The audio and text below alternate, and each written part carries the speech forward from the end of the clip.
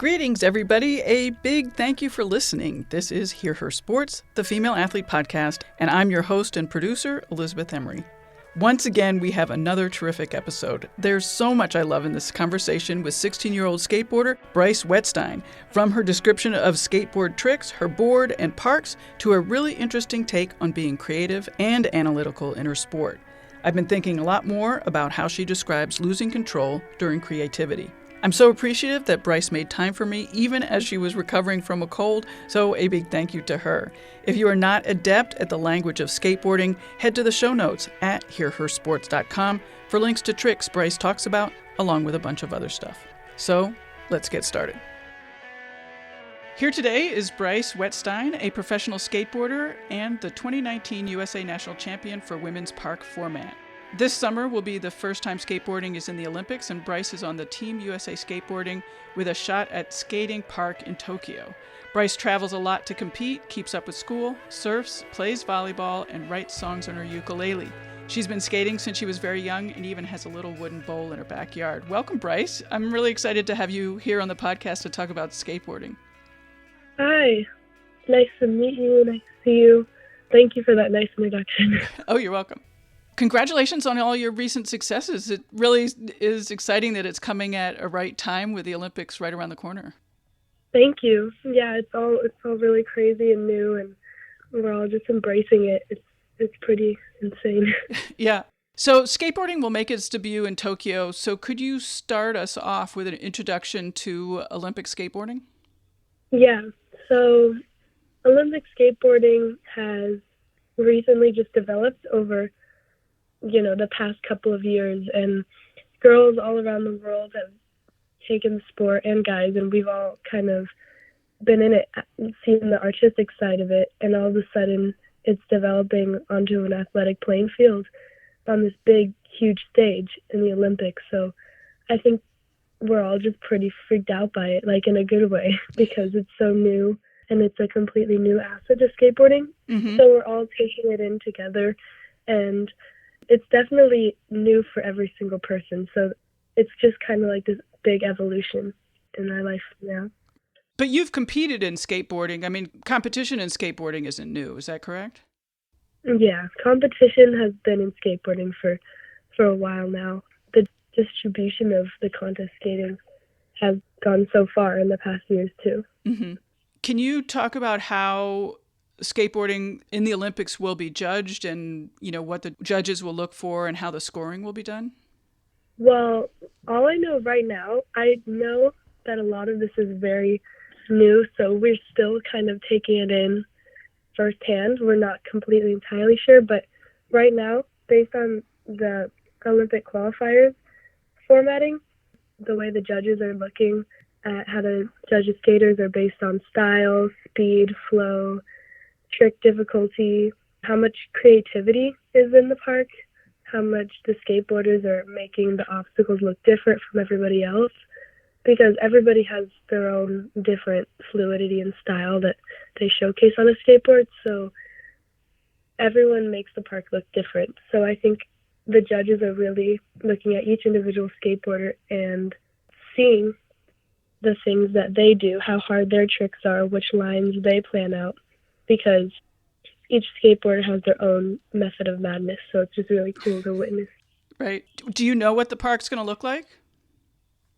I haven't actually seen the Olympic park yet, but I know they have a lot of outlines of what the park is going to look like, and I think we can all kind of infer some of the things that are in the skate park, because, it's not like they're going to redistribute like some total new skate park. Right. That we haven't been doing in the qualifiers, but I haven't really seen what it looks like yet. Right. And you said each skateboarder makes the park look different. What does that mean? Basically, there's this big park with all of the same obstacles. Everybody has this equal challenge, but in people's heads, they always grow up. It's kind of like a painter, everybody has their own creativity in their head and their own ideas that are kind of twisted around in different ways. And nobody has that same idea because there's so many different combinations and variations and rearrangements in skateboarding. it's kind of like language. Everybody has their own little secret code language. So we can all relate to each other on the skateboarding platform, but then everybody dives like a million miles deeper because everybody has their own separate language apart from everyone else. And basically everyone makes the park look different because somebody will do like a big air to gap to lip slide across this big coping section in the bowl, while another person will want to air super, super high in the air because that's just what speaks to them in their heart. They want to go really fast or air really high. And then another person would just want to take that and do like this flip, like kick flip or flip their board. Everybody has their own style and trick mechanism. And that's what makes skateboarding so unique from any other sport, is because there's no like one baseline objective. There's just everybody being themselves. Yeah, it's so interesting. I mean, that was the one thing I noticed when I was preparing to talk to you, is that creativity, the word creativity, was brought up so many times. And that's just far into the kind of sports that I've done in the past. So that's really interesting. Yeah, definitely. What makes a trick hard? Well, what makes a trick hard is definitely the amount of time lapse and like specification in the trick, like how detailed. It's almost like, that's another thing though, because it's very interpretive. Like, I'm just going to compare it to a painter again. Like, you see a painter painting their painting and there's just a bunch of like, splotches or something, or even Mozart or music. Some of them are very basic, like they look basic, like, oh, that's cool. But to them, there's so much detail in it and so much like pinpoint things that symbolically speak to them. And that's the same thing in skateboarding. So sometimes the most basic thing will look so easy, but it's so hard to somebody else because it speaks to them different. Right. And everybody has their own representation of a trick. Some people think airs are way easier than grinding. Some people think grinding are way easier than airing. So it's really up to the person. But for me, I'd say a hard trick, I don't know. I think nobody can argue that flipping your board or like spinning in the air is a little hard, because that's so much energy going on that you have to really get yourself into a state and manipulate any like fear and push it out of the way and just go for it. But yeah. Do you have any signature moves, or what are your signature moves? I'd say some signature moves right now are moves that, like, maneuvers that I really resonate with. So there's this trick called a 5-0 where your board is kind of sitting one side up from the other side. So it's like standing up in the straight air on the coping and then moving across the coping. And then at the end, you kind of go to tail. So it's a very fast, elegant move. There's not a lot of like thinking going on. And then one of my things that I love kind of going in backwards on tricks. I feel like for some reason my brain's built in this weird way where I like to go in backwards on some things rather than forwards, which is kind of odd, but I really love like 50-50 fakies or feeble grind fakies, or just a lot of fakie tricks, or even simple things like rock and rolls where you put the board onto the coping of the deck and then you take it off real quick. So it's like a rock and roll. So those are just some simple fun things I like. For those of us who are not into skateboarding, what's a fakie?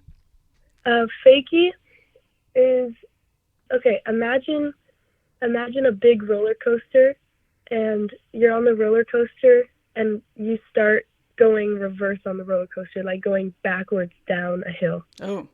It's almost like that, but you're standing up and not as fast, obviously, and sometimes it can be at an angle or curved, depending on what the transition's like. Mm-hmm. But there's some really funny names. I think that's another funny thing about skating, is besides the metaphorical language, there's also such a literal language, like the trick names. Some of them are like 270 feebles, which is one of my favorite tricks. But what's that one? So a lot of the numbers, like 270, 270 degrees, that's basically what, like a 270 degree feeble. So feeble is where one side of your board is on the coping and then the other half of your board is off the coping. So could you describe the park and sort of go through what the different parts are? Like you talk about the coping. I assume that that's the part up at the top, right? With the metal. Yeah, Yeah. for sure. Okay, so the coping, is the rail, like the metal rail at the top of the ramp. And that's basically on every single ramp a lot of times. Mm-hmm. But sometimes there'll be a bank wall. And a bank wall is where there's a big ramp, but there's no coping at the top. So it's a very mellow section of the ramp. And then other times there'll be a bigger transition with vert. And vert is the kind of ramp that sticks kind of straight up, like Right. vertical. Yep. And then there's also things called, like, that the difference between a bowl and a park and street and all that is, or do you? Go ahead, tell me. Okay. I know that you have a bowl in your backyard, so I sort of know what that looks like because I saw some photos. Yeah. Well, a bowl is basically where it's concave, it's circular, it's like a bowl. Right. But sometimes bowls are different. They have hips in them, and hips are these little ridges in the sides of the ramps where you can air over. Right. And then other times there's a waterfall, and a waterfall is this big, it's like a waterfall without any water. It's a solid. Mm-hmm. So like you're going down the waterfall, sort of.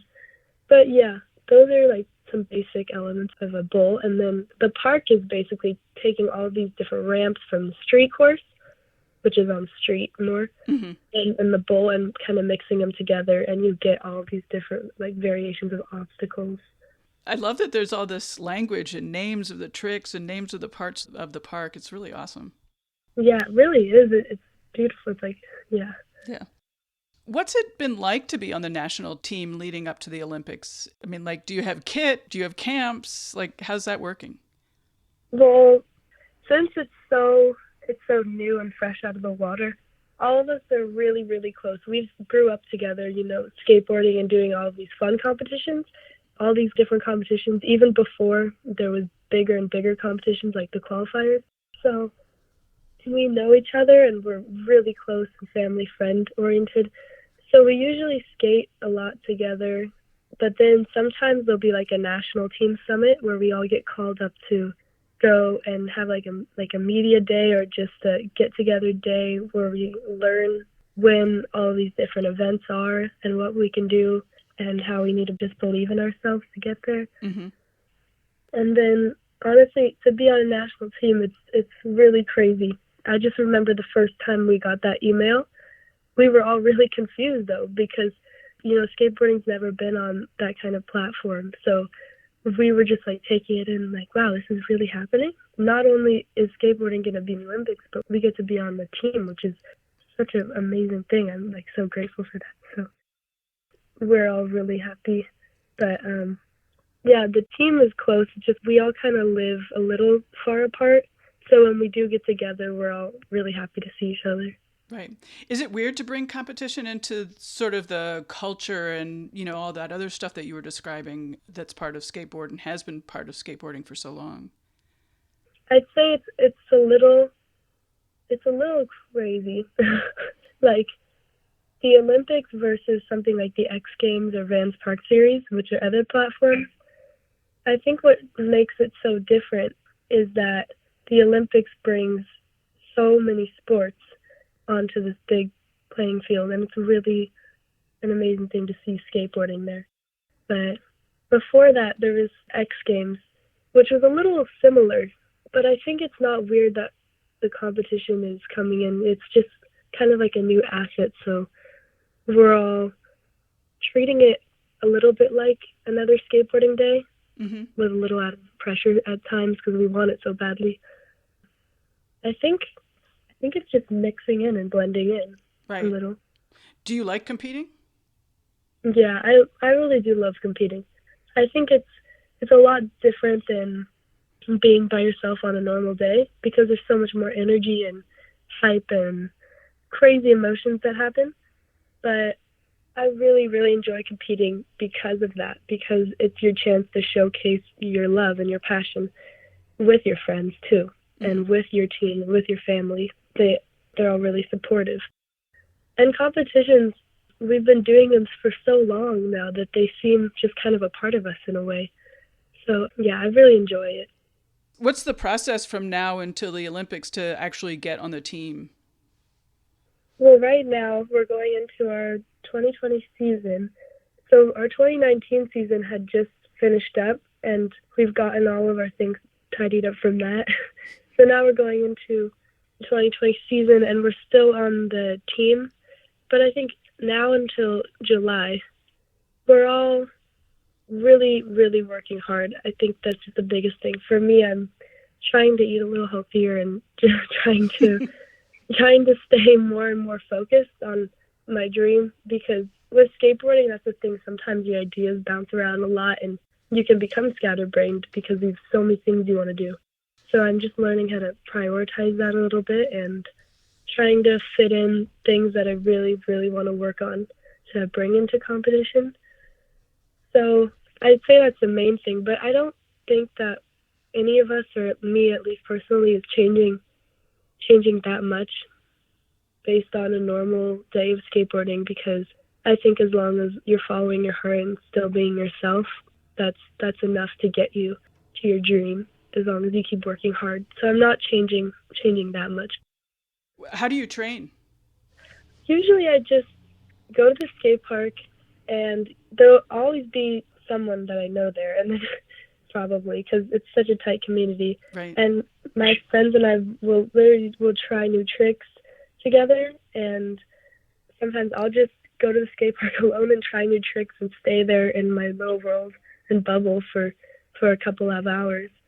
And other times I'll be there and somebody older than me, or one of my friends, or a guy from another competition playing field who has a lot of experience and is really amazing, I look up to, will be there, and he'll end up talking to me, and maybe even I'll learn a little something, and he'll give me a tip or a piece of advice. So a lot of it's very spontaneous, but I usually go to school all week, and then when I get out of school, I go skateboarding, or I play volleyball or surf, like for kind of cross training, but also because I love it. But right.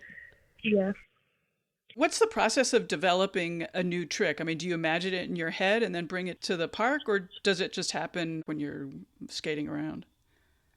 That's a good question. Yeah, I'd say definitely a mixture of both. Like, there's a lot of visualization that happens, because I think it's very magical. Sometimes you'll have this trick you dream about for like 3 months or like years even, and you'll even dream about it. Literally, I have dreams about you landing it, and then when you actually go there and apply it and then you land it, it just goes to show, like, the law of attraction and belief.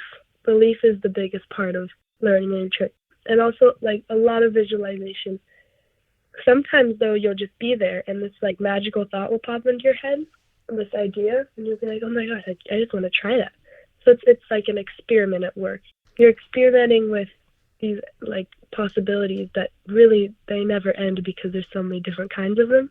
But at times there'll be a trick where it's really difficult and you think it's impossible, and then the more you work with it and the more you experiment with it, the more you understand the trick and get to know the trick, and then you end up landing it and you realize it's possible. Do you crash a lot? Yeah, I fall all the time. And sometimes falling is a miracle, because sometimes you'll fall and accidentally get into this position. You're like, whoa, what was that? And it's like, that's the beauty of an accident. Like, an accident happens and the accident is actually a miracle. It's like, wow, that's the thing that I want to learn, what I just got into. And I think like that's cool, because accidents are kind of like a masterpiece almost. But I definitely fall all the time. I wear knee pads when I skate a lot. Mm-hmm. So I'll kind of default to the knee pads, and that's kind of my bailout. Like, sometimes I'll get into something and default to the knee pad, so it helps me play with my experimentation. Can you describe what your competition run will be like in sort of these upcoming qualifying events? Like, how long is it? How many tricks do you have to do? Like, what are you thinking about? How do you start? That kind of stuff. Well, when I'm skating a run in competitions, the thing I usually start off with is tricks that I love and enjoy, the basic tricks that I know that I can get, that I feel comfortable with. I usually pinpoint all of the obstacles in the park and kind of see the park beforehand and visualize and mind map my run and say, I kind of want to do a back disaster here, or a bonus disaster on this wall, or just a big backslide there, and that can link me to the lean to tail. And I'll kind of choreograph it early on before I actually put it into a test run. And when I do test run it, sometimes it'll be so off. I'll be like, oh my gosh, it just doesn't feel right. And then I have to default to my instinct. And my instinct's usually the one that overpowers my brain, and I end up kind of formatting this run that I never thought I would do. And I'm like, well, actually, this works better. So there's usually, I'd say, the amount of tricks depends on the time limit, and there's only like 40 seconds, to put together this run that speaks to you. Mm-hmm. And it's really important that your run speaks to you, because you don't want to just be skating, and then be like, I don't want to be doing this. Like, that's the whole overthinking part. You don't want to overthink. So you want to do almost that initial thought that comes to you, and then put it into play and work with it from there. So that's usually what I do. Mm-hmm. What do you think makes you good at skateboarding?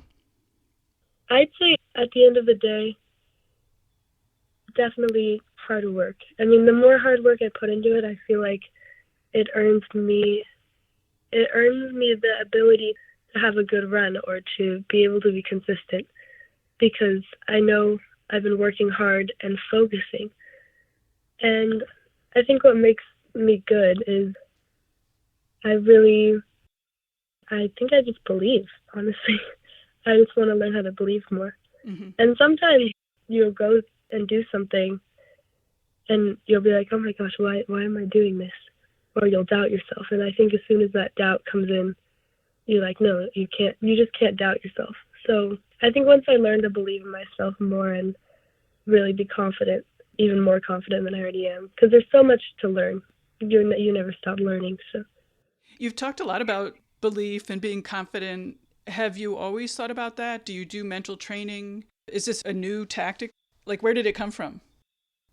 I think it really, really came from skateboarding. And I think skateboarding's made me that person, because it's made me realize, like, in the world, anything you try to set forward, like all of the passions that you have, all the dreams that you have, if you're just kind of doing them, if you're not believing in yourself and getting in tune with your groove, like your music inside of you and your frequency, if you're not getting in tune with that and believing, then you're not living right. I feel like, you've got to really trust yourself. And especially with skateboarding, because you can be trying this trick and not even getting close to landing it, because you're literally, your stream of conscious, you're just completely thinking about that consciously, the literal movement. Oh no, I have to turn right 4 degrees. I have to completely spin upside down. But if you stop thinking so analytically, it's weird. Something happens and you just feel it, like you really believe and feel it. Like, you see all of these weird, like in my head, sometimes I see like colors and music notes, and I feel like it's really hard to explain. There's this warm feeling that goes over me, and I just know I can do it. And then I do it because my subconscious is doing the talking, and I'm not overthinking the analytical perspective of the skateboard, because it's so from your heart. That's just how skateboarding is, and with any sport, really. So. Yeah, it sounds sort of like getting into the flow that a lot of endurance athletes talk about. Yeah, but sometimes there's times where you have to be, I guess you watch yourself on video and you can be analytical, like, whoa, I'm leaning so far back. But it's good to be a little analytical, but not completely. Right. I love your Dickies work pants. Oh, thank you. So how do you decide what to wear for competitions? Oh, well, okay. I mean, there's just different competitions. Honestly, I really go crazy about it.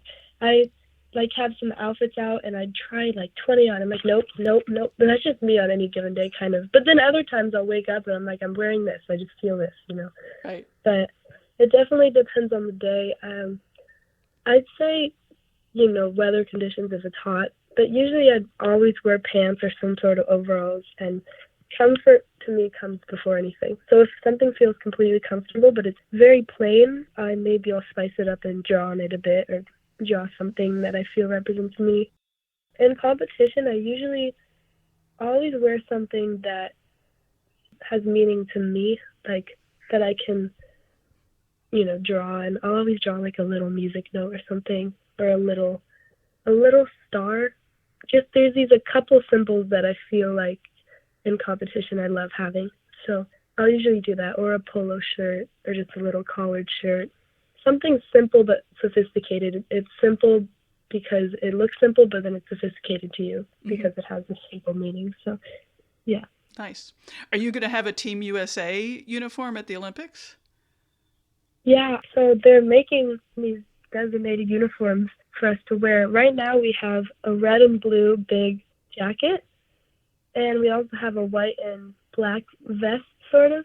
And then we have a bunch of Nike gear and workout spandex and a couple shoes. Mm-hmm. A lot of it's all kind of given to us by Nike, but we don't have the uniforms that we're going to wear. I don't really know what they're going to look like yet, but I've heard they're making them. And it's so exciting because it's like, whoa, But yeah, right now we're given some really nice gear.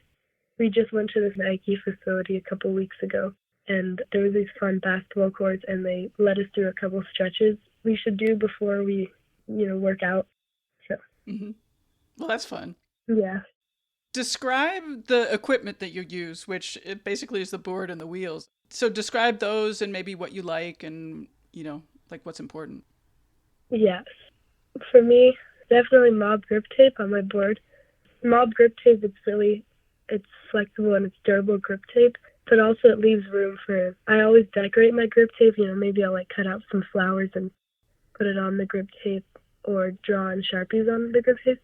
And then I have Bones wheels, 56. I've always used Bones wheels. And then independent trucks, which is on the bottom of the board. Bones bearings, a lot of Bones and independent. Mm-hmm. And then I always wear Converse. I love Converse so much. They're definitely my favorite. They just, once again, they kind of just resonated, and they're very iconic for me, I guess. I don't know, I love them. And then I have a lot of Silly Girl decks, which is my sponsor. They're a little quiet right now, but worst case scenario, we just make blanks out of the Silly Girl decks. Mm-hmm. Yeah, things like that. And then we have these Pride socks. They're like these cool rainbow socks that my friend Rachel makes, so I wear those. Anything sometimes like Dickies or just regular clothes I find from thrift stores, stuff like that. And then 888 helmet, and then 187 pads. Cool. Are you particular about, what are the variables of what works for you and what doesn't work for you in terms of the board and the wheels and maybe the other stuff, the grip tape? This might sound weird, but usually it comes down to my shoes, honestly. Yeah. Because my shoes, it's a little obviously different for everyone, but for me, my shoes, I'm kind of weird because I wear the Chuck Taylor Converse, which have almost no protection for your shoes, where you can completely feel your board. And a lot of people love shoes that obviously are very comfortable, protection, and you can't feel your board at all. But I like to feel my board. So I always wear the Chuck Taylor Converse because I really feel I need those for skateboarding. And then I walk around in the other shoes that people wear. Mm-hmm. Do you like tight shoes? Do you tie them tight? Okay, well, usually if my socks are thin, then I tie them a little looser. But if my socks are longer and thick, I tie them a little tighter. Yeah. I try not to think about it too much, but sometimes, when you just feel like something in your shoe, you're like, oh no, I got to redo it all. Yep. It's like a perfection thing. But then if you're not thinking about it, you're like, oh, it doesn't matter. Right. You've covered a lot about what you like about skateboarding, but what would you say if I asked you, what do you like about skateboarding? Well, I think the biggest thing that I love about skateboarding is how it creates this place in me where I can escape to my own planet, a planet that nobody really knows about at all. It's almost like riding a Magic Carpet ride of your own ideas. while you just see the world like completely different way. It's very interesting. For me, like riding a skateboard, it feels like I'm in complete control almost, but also I'm not in control at all. It's like my conscience is not in control. My stream of conscience is flowing out of me, and then my subconscious is doing all of the work. Like the ideas in my subconscious are coming alive, and I'm not completely overthinking anything. But I'd say skateboarding makes me see the world a different way. Because, like, you'll go riding on a skateboard and you'll see this stair set, and suddenly you'll be like, oh my gosh, I can ollie that. Or you see this trash can, you'll be like, oh, I can flip that upside down and skate on that. And you become like, you can completely skate the world in a different way. So that's probably the biggest thing. And then I love like having a relationship with my board. Like she has like a spirit, and she's like my best friend. So it's just really fun. Cool, I like that. My bike has a spirit. Really? Of course. I know, right? Yeah. I mean, of course I do. Right. In your biography that you sent me, you write about skateboarding being like art, and I know that you write music and stuff. So what do you mean by that? I think skateboarding and music are almost completely identical. I mean, there's so much relation between skateboarding and music, because music is definitely an escape. It's definitely kind of like an alter of reality. Like when somebody plays a music note or strums something, there's all of these different things that come out of that single note. So much vibrancy and frequency. And it's the same thing with skateboarding. Like you do a trick or you just carve down the street, and there's so much color and beauty that comes off of that. So it's almost like both of them are this expression of a deeper part of you that nobody else sees, but when you do see it, everybody interprets it so differently that it's hard to actually find, like, it seems like it's related, but then you see that everybody has a mind of their own in music and skateboarding. So they're both that release of creativity that everybody interprets differently, because they're both art and they're both a complete expression and loss of control. I just say that it's really beautiful that they're both instruments and they're both these things that everybody can have access to. Mm-hmm. Did you like skateboarding as soon as you started? Yeah, when I started, I was really young, so I had this burst of curiosity because I would talk to kids, and I'd be just involving myself in the daily life and saying, okay, this is English, this is the world, and take it in. And then you looked at skateboarding, and I was like, okay, this is completely different. This plank of wood rolling on the ground, and I'm skating in a bowl in a pool that I thought was supposed to be filled with water because that's the English definition of it. So my curiosity just got completely overflowed, and I wanted to figure out what it meant and everything about it. So then from the curiosity, I definitely developed a passion after a while, especially when I got older, because I didn't really understand. I still don't understand everything about skating because that's impossible. But I think I really just found skateboarding at a young age and wanted to see what it meant. So I went along with it and developed like a huge passion. I'd say around like age 12, I was completely, or like 13, I was completely in love with it, really. Mm-hmm. Since you're young and many of the listeners will be older than you are, I'd love to get your impression of what it's like in women's sports right now. And do you keep up with, everything that's happening in women's soccer and the WNBA and things like that? My impression of women's sports right now is definitely a lot of progression.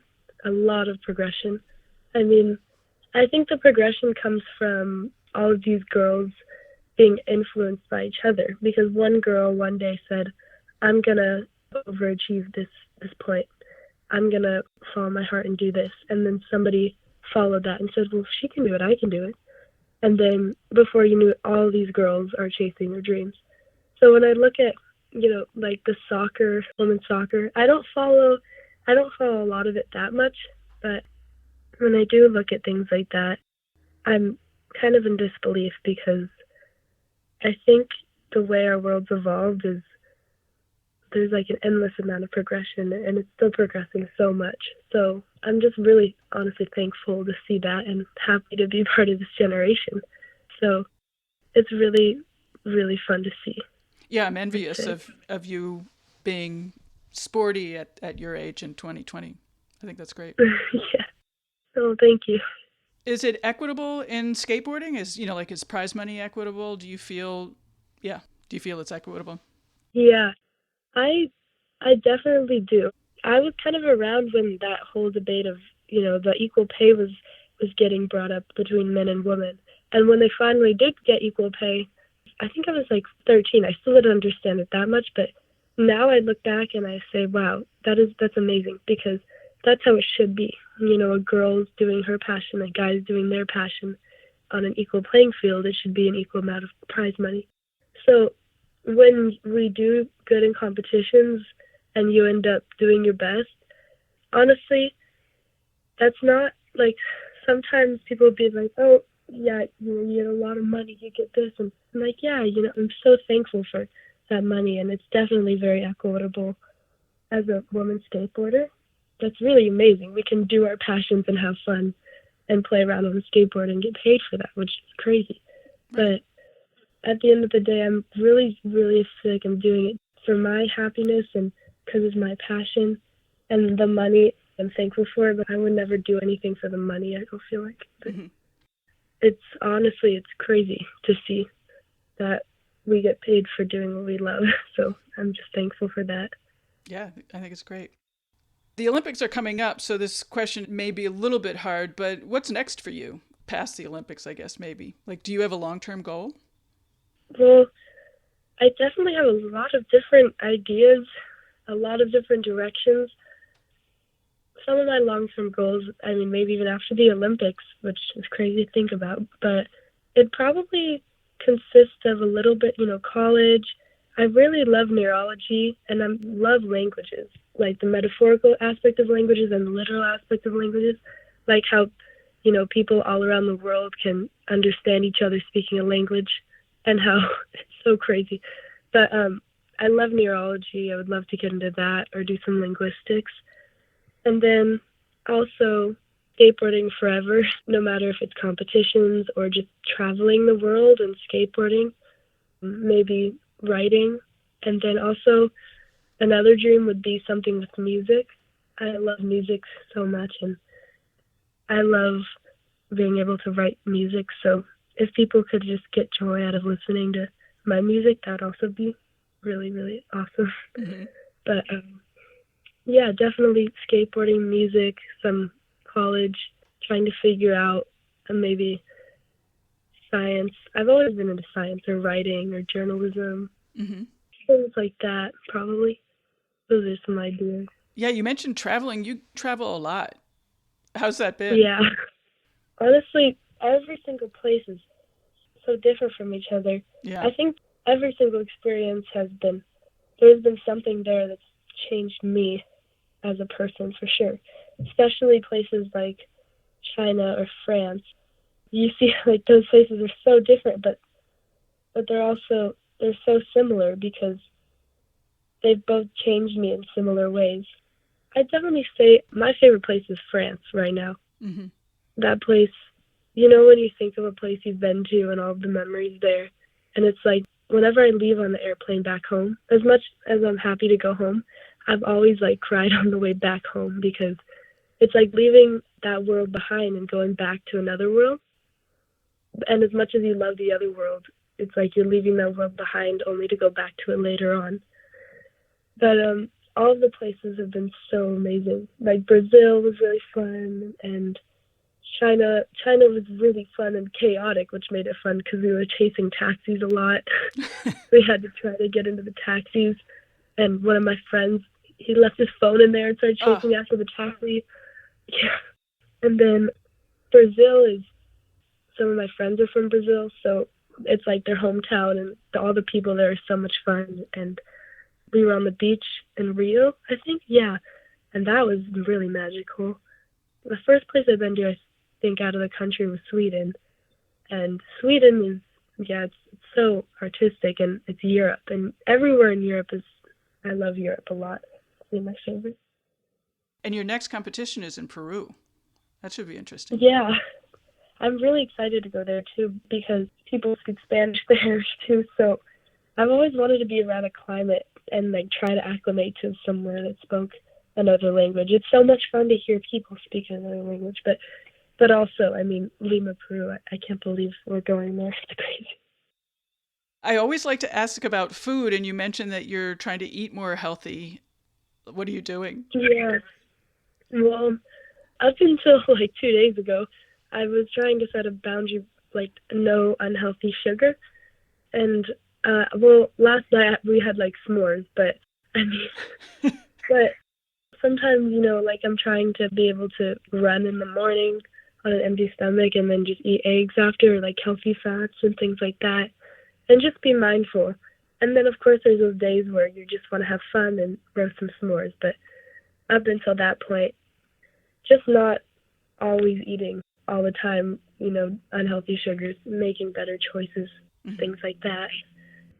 But yeah, not completely dieting or anything, but just making better choices. Right. Is there anything that we didn't get to that you would like to tell listeners?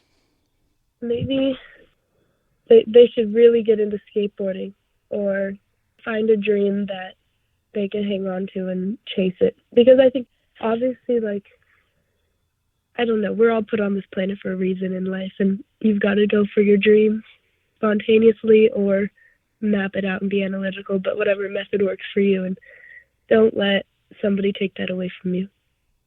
Excellent. Thanks so much. Yeah, thank you so much. Yeah, I really appreciate you being on the podcast. It's awesome. Okay, well, good luck with everything that you're doing and your dreams too. So I appreciate that. I do. Bye-bye. All right. Bye. I hope you enjoyed and got something from this week's show. The most important thing to do is share it with all of your favorite women and sporty friends. Find us on social @HearHerSports and sign up for the newsletter for more thoughts on each episode and other issues in sports. I always include links to things I think are cool or interesting. It's terrific to hear from you, so send an email to Elizabeth@hearhersports.com or call our hotline at 725-BE-BADASS, 725-222-3277. Our incredible design is by Agnes Studio and music by the band Goldmines. Till next time, bye-bye. Awesome.